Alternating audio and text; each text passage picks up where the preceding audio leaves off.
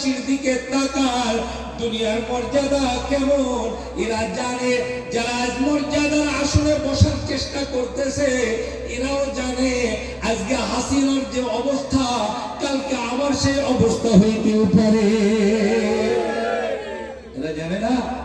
এরা জানে ইরশাদ কত বড় ক্ষমতাধর ছিল। আপনারা এখানে যারা আমার বয়সী আছেন তারা জানেন ইরশাদের ক্ষমতা। আমি একদিকে ইরশাদকে সূর্য সন্তান বলতাম বলে এমন, সে একদিকে সিএনসি, একদিকে বহুত বড় উচ্চ শিক্ষিত, আবার সে অত্যন্ত ক্ষমতাধর প্রেসিডেন্ট। এত বড় ক্ষমতাধর কিন্তু শেষ পর্যন্ত সবাই তার জীবদ্দশায় ব্যঙ্গ কইরা মামু ডাকত। কি ডাকত? মামু ডাকত। এক একজন পুলিশের বড় বড় কর্মকর্তা শেখ হাসিনার জামানায় কত দাপট, কত ক্ষমতা, কত কি দেখাইছে, কত আয়না ঘরে নিয়ে রাখছে।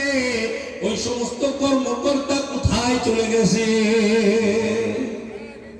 কোথায় ক্ষমতা? কোথায় ক্ষমতা? বলে ক্ষমতার পাগল যদি হইতে হয় এমন ক্ষমতার পাগল হ যে ক্ষমতাকে চিনে নিতে পারবে না। ওই ক্ষমতা দেনেওয়ালা কি?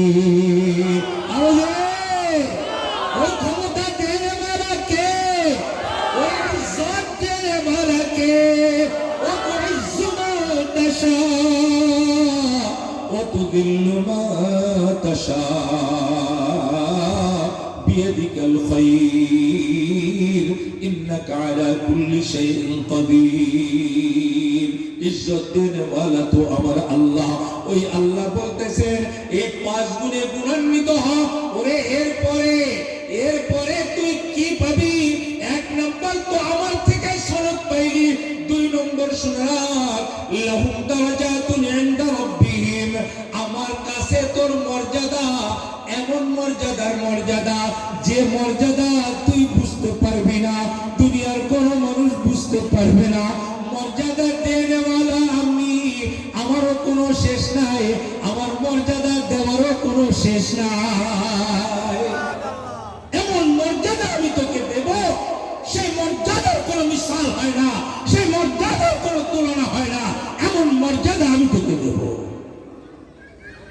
ওই মর্যাদা আমরা কে কে চাই? কে কে চাই?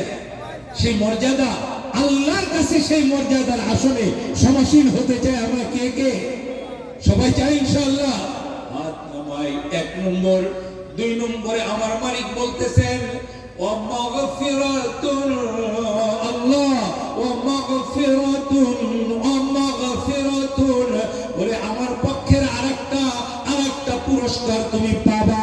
আমার পক্ষের আরেকটা পুরস্কার হলো ক্ষমা, ক্ষমা, ক্ষমা, ক্ষমা। আমি তোমার জীবনের সমস্ত গুনাহকে মাফ করে দেব। সব গুনাহ মাফ করে দেব, সব গুনাহ মাফ, সব গুনাহ মাফ।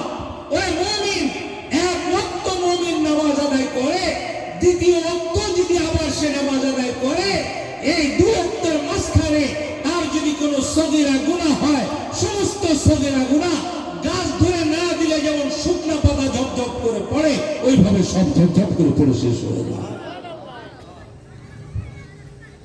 লাহুম দারাজাতুন ইনদা রাব্বিহিম ওয়া মাগফিরা। আল্লাহ পাক রব্বুল আলামিন বলেন ওয়াসারিউ ইলা মাগফিরাতিন মির রাব্বিকুম ওয়া জান্নাত। এই জান থাকতে ক্ষমার দিকে দৌড়া, দৌড়া, ক্ষমার দিকে আয়, ক্ষমার দিকে আয়। আজকে তোর জান আছে, জান না থাকলে কাজ হবে না।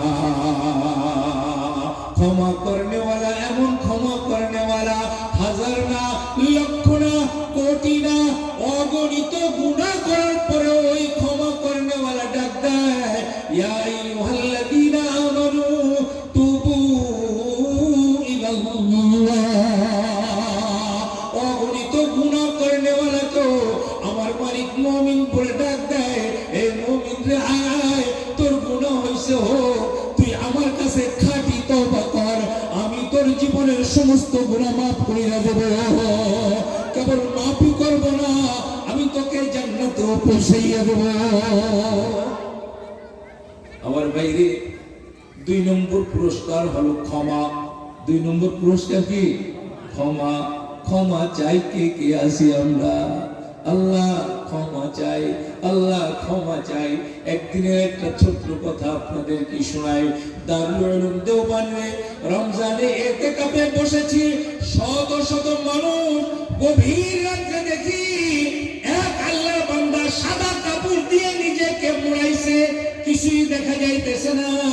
ওর ভিতরে হাত উঁচু করে শুধু বলতেছে, আল্লাহ মুঝে মাফ ফরমাইয়ে, আল্লাহ মুঝে মাফ ফরমাইয়ে, আল্লাহ মুঝে মাফ ফরমাইয়ে। আমি পাশে বসা, আমার ঘুম ভেঙে গেছে। এই আওয়াজ যখন শবার আসতেছে, আমিও পাগলের মতো হয়ে গেছি। আল্লাহ মুঝে মাফ ফরমাইয়ে, হে আল্লাহ আমাকে মাফ করে দেন, আমাকে মাফ করে দেন, আমাকে মাফ করে দেন, আমাকে মাফ করে দেন, আমাকে মাফ করে দেন। আল্লাহ আমাকে মাফ করে দেন, আল্লাহ আমাকে মাফ করে দেন। আমার মালিক বলতেছেন যে বান্দারে, এই 5টা গুণে তুই গুণান্বিত হবি, আমি তোর জীবনের সমস্ত গুনাহ তাকে মাফ করে দেব। মানুষের হক যদি আমার আপনার কাছে কিছু থাকে, সেটা কি মনে করে আস্তে আস্তে কি আদায় করে দিতে পারবো না ইনশাআল্লাহ? কে কে রাজি আছি আদায় করার জন্য? সবাই ইনশাআল্লাহ নিয়ত করে নি যে মানুষের কোনো পাওনা, কোনো হক হাত উঁচু করে রাখি, কোনো হক যদি আমার কাছে থাকে, কেউ যদি আমার কাছে টাকা পায়, আমি তার টাকা দেব, সম্পদ পায় সম্পদ দেব। দুনিয়ার লজ্জা লজ্জা না, আমি যদি তার কাছে গিয়ে বলি, ও ভাই আপনার 100 টাকা আমার কাছে এইভাবে আসছিল, আমি আপনাকে দিয়ে দিতে আসছি। আল্লাহ আল্লাহ আল্লাহ আমার আপনার মর্যাদা বাড়াইয়া দেবে। পারবো না? হক আদায় করতে পারবো না?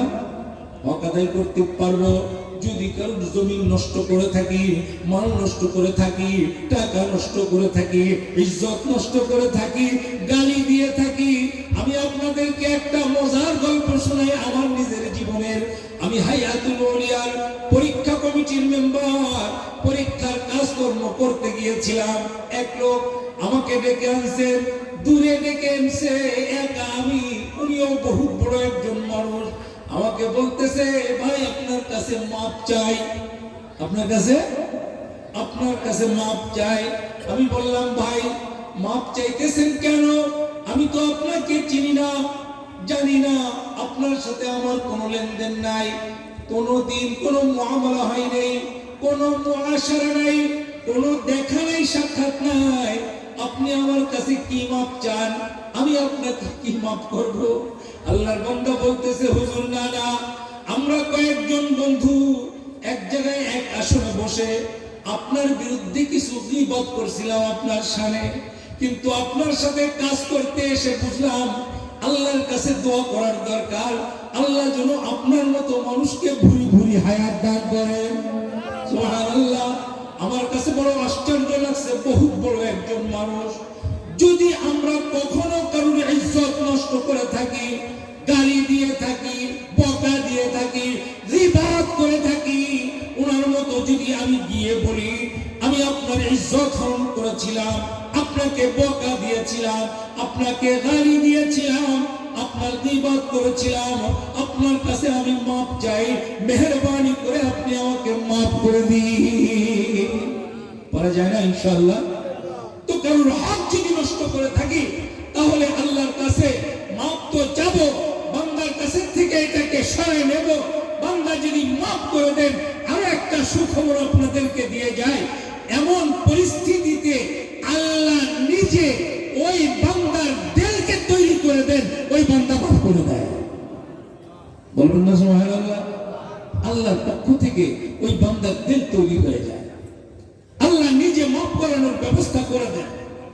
তো আমার আপনার জন্য আল্লাহ পাকের ওয়াদা যে আমার পক্ষ থেকে ক্ষমার ঘোষণা, তুই যদি এই 5টা যোগ্যতা, 5টা গুণে গুণান্বিত হইতে পারিস, আমার পক্ষ থেকে দ্বিতীয় পুরস্কার হলো ক্ষমা।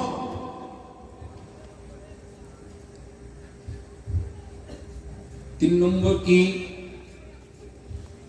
সুবহানাল্লাহি ওয়া বিহামদিহি। সবাই খেয়াল করেন, ওয়া মাগফিরাতিন মির রাব্বিকুম। আল্লাহ আল্লাহ 3 নম্বর পুরস্কার হলো ওয়া রিজকুন কারীম। বলুন না সুবহানাল্লাহ। বলে তোমাকে আমি সম্মানজনক রিজিক দান করব। সম্মানজনক রিজিক, বলে এমন রিজিক দান করব, এমন রিজিক দান করব, এমন রিজিক দান করব যে রিজিক দুনিয়ার চোখ দেখতে পায় না, যে রিজিক আস্বাদ করার ক্ষমতা আমার আপনার জিহ্বা নাই, ওইটা একমাত্র জান্নাতের রিজিক।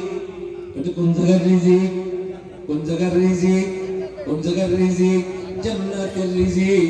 আল্লাহ পাক রব্বুল আলামিন আমাকে আর আপনাকে জান্নাতের রিজিক দান করবেন।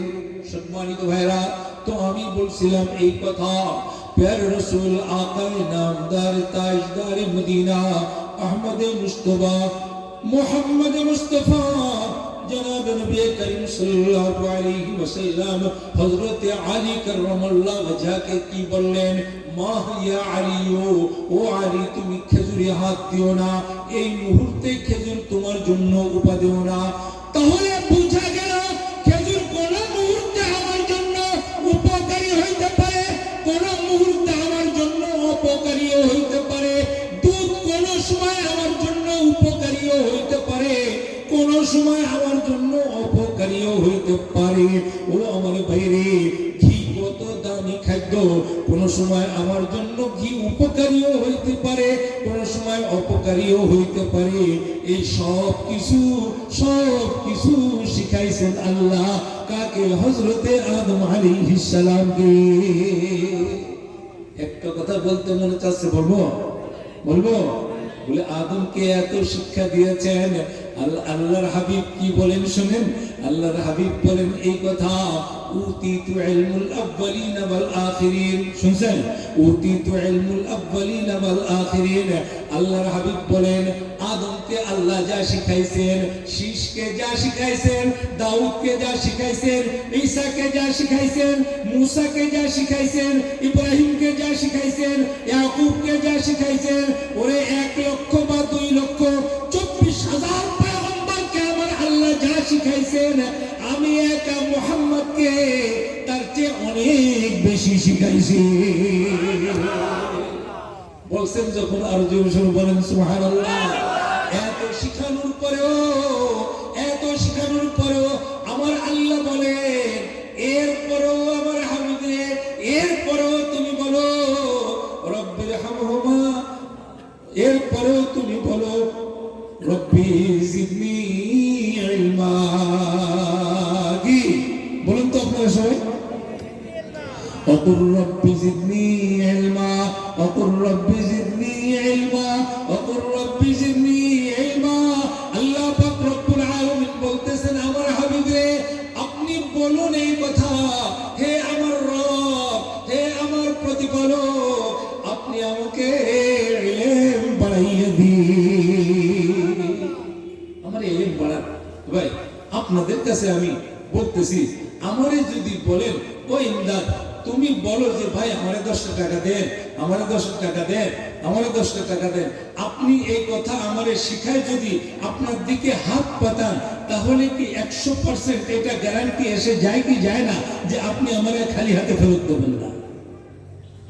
আপনারা কি আমার কথাটা বোঝেন না মনে হয়? আল্লাহ বলতেছেন ও হাবিব তুমি বলো।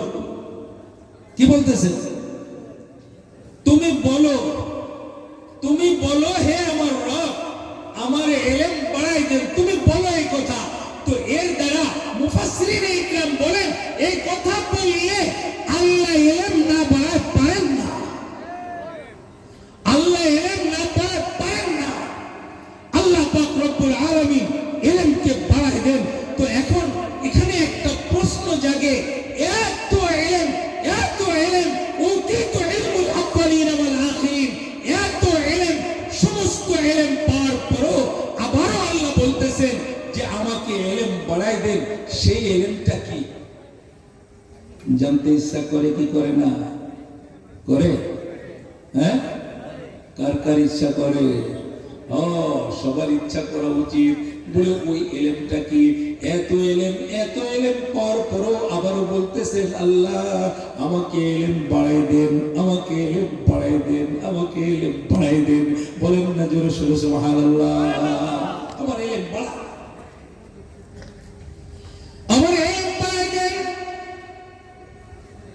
মুফাসসিরিনে ইকরাম এটার জবাব দিয়েছেন, বলে এই এলেম এমন এলেম যে এলেমের কোনো কুল কিনারা নাই,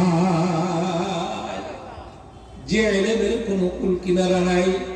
বলে সেইটা হলো মারিফাতে ইলাহিয়া। কি মারিফাতে ইলাহিয়া? আমার মালিকের মারিফাত, আমার মালিকের মারিফাতের যে ইলম, যে তত্ত্ব, ওর কোনো কুল কিনারা নাই। মালিকের যেমন কোনো শেষ নাই, ওরে মালিকের মারিফাতেরও কোনো শেষ নাই। জোরে সোরে বলেন না, চিৎকার করে সুবহানাল্লাহ। তো এত এলেম, আরো একটা কথা যখন বলাই হইল, আরো একটা কথা আপনাদেরকে আমি জানাই যাই। জনাবে মুহাম্মদুর রাসূলুল্লাহ সাল্লাল্লাহু আলাইহি ওয়াসাল্লামকে আল্লাহ পাক রব্বুল আলামিন, আল্লাহ পাক রব্বুল আলামিন যে শ্রেষ্ঠত্ব দান করেছেন, সমস্ত আম্বিয়া ইকরামের ভিতরে শ্রেষ্ঠ নবী কে? বলবেন না কে? মুহাম্মদুর রাসূলুল্লাহ সাল্লাল্লাহু আলাইহি ওয়াসাল্লাম। বলেন না দরদ মাখা কণ্ঠে বলেন সবাই, মুহাম্মদুর রাসূলুল্লাহ সাল্লাল্লাহু আলাইহি ওয়াসাল্লাম।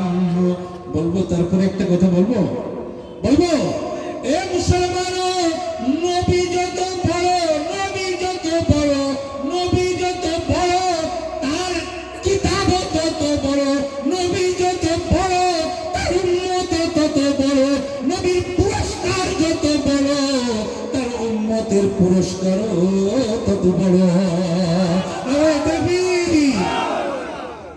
এই জন্য নবী বড়, তার কিতাব বড়, কত বড়। আল্লাহু আকবার, আল্লাহু আকবার।